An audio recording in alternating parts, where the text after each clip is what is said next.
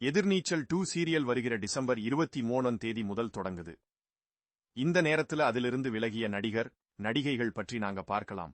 Sun டிவியில் கடந்த 2022 ஆண்டு தொடங்கி சக்கை போட்ட சீரியல் தான் எதிர்நீச்சல். திருச்செல்வன் இயக்கிய இந்த சீரியல மிகப்பெரிய அளவில ட்ரெண்ட் ஆனதற்கு அதோட கதைக்களமும் ஒரு காரணம்தான். அதுல நடிச்ச நடிகர்களும் தான்.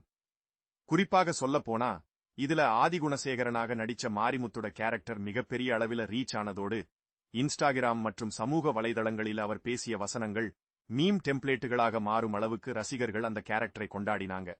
கடந்த ஆண்டு திடீரென மாரடைப்பு ஏற்பட்டு மாரிமுத்து இறந்ததை அடுத்து எதிர்நீச்சல் சீரியலும் பின்னடைஞ்சிட்டு பிறகு அவருக்கு பதிலாக ஆதி குணசேகரனாக வேலராமமூர்த்தியை நடிக்க வைத்தாலும் மாரிமுத்து அளவுக்கு அவரால் அந்த கேரக்டரை சிறப்பா கொண்டு செல்ல முடியல.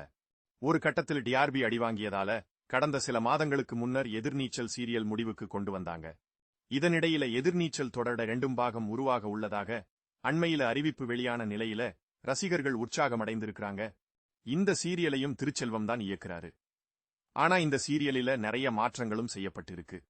எதிர்நீச்சல் முதல் பாகத்தில நாயகியாக நடித்த மதுமிதா இந்த தொடரிலிருந்து விலகி விஜய் டிவியில் ஒளிபரப்பாக உள்ள ஐயனார் துணை என்கிற சீரியலில் நடிக்க சென்று விட்டதால அவருக்கு பதில் விஜய் பார்வதி நடிக்க கமிட் ஆகியிருக்காங்க. அதேபோல இந்த சீரியலில ஆதிரையாக நடிச்ச சத்யாவும் விஜய் டிவியில் தனம் என்கிற சீரியலில் நாயகியாக நடிக்க கமிட் ஆகியிருக்கதால அவரும் எதிர்நீச்சல் 2 பாகத்தில நடிக்க மாட்டார்னு சொல்றாங்க. ஆதிகுணசேகரன் கேரக்டரிலும் வேலராமமூர்த்திக்கு பதில் வேறு ஒருவர் நடிக்க இருக்கிறாராம். அது மட்டுமின்றி எதிர்நீச்சல் சீரியலில் தாராவாக நடித்த ஃபர்சானா என்கிற குழந்தை நட்சத்திரமும் இந்த சீரியலில் இருந்து விலகியிருக்காங்களாம். அவருக்கு பதில் பிரஜானா என்பவர் நடிக்க இருக்காங்களாம்.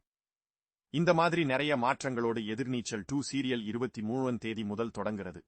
இது மாதிரி சினிமா தகவல்களை தெரிஞ்சுக்க எங்களோட சேனலா மறக்காம சப்ஸ்கிரைப் பண்ணுங்க.